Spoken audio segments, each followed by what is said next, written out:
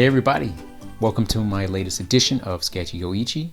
I am your humble host, Roger Andrews, illustrator, graphic designer, content creator, and I'd like to invite you to, those who are not already, subscribe to the YouTube channel and feel free to click that bell icon. That will allow you to receive notifications when new videos are uploaded. And also, don't forget to check me out on Facebook and especially on Instagram. DM me, I respond. You know, I'm not so big that I don't respond on either format. And I'd love for you, obviously, to be able to interact and to be able to leave your requests for content, you know, art-related content, or even if you have a particular character you'd love for me to render, I'd enjoy making a video out of that. But for now, enjoy this video and leave a comment and like it if you do. All right, inking stage, everyone's favorite.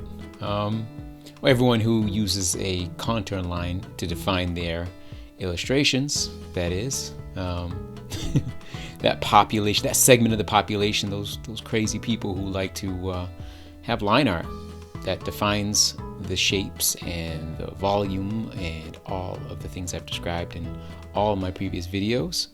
The things that I like to say make comic book style art and cartooning appealing, or one of the ways that makes it appealing. Because don't be fooled. I mean, I love artwork that doesn't really even need a defined outer outline to make it dynamic. I just love the thicks and the thins and the line weights and all the good stuff that goes into making things look comic booky or cartoony. And part of that traditionally has been the line art, but it's let's face it, it's not 100% essential anymore to convey a cartoon character. It used to be, you know, if you saw Bugs Bunny had line art, or you know, Mickey Mouse had line art, you know, and black shapes that are, you know, for his ears and his body and his tail, and that was, you know, that line art is really what held everything together. It was the skeletal structure of the art. Now it's not really the case. Now it's being done with color, and it's beautiful, and it's so well rendered. And I think I may even at some point do some illustrations that don't have line. But whereas this is the inking portion, part 2 of a 3-part series, I figure I better focus in on the line. After rambling for about the last couple of minutes, hopefully you've noticed that line work essentially, the inking stage essentially is refinement.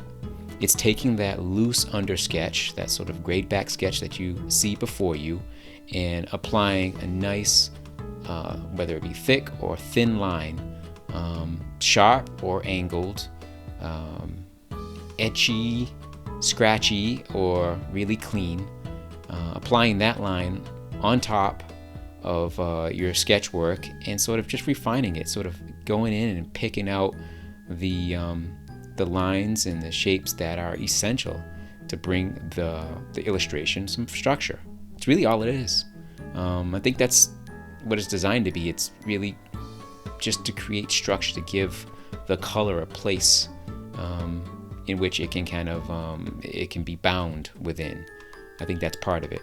And then my technique for this, I should mention, I'm doing it all on the iPad using the Procreate app. And if you notice, there are sections that get drawn, erased, and redrawn.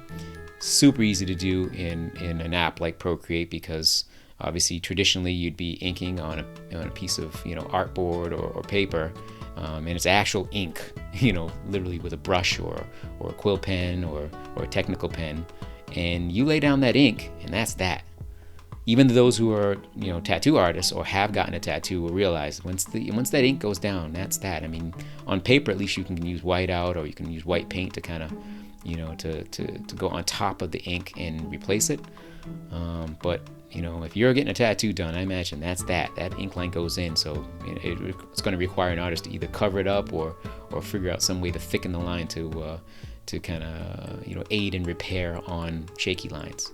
But in Procreate or any digital app, you know, or in Photoshop even, you can just go in, you apply a line, you don't like it, just undo it and do a new line.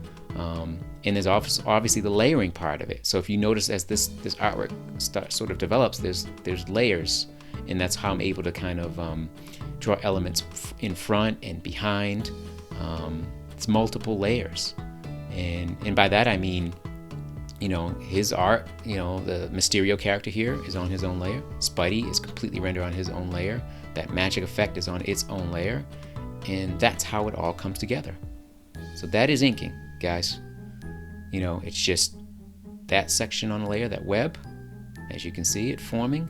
Spider-Man on his own layer, the little clips of hair on their own layer.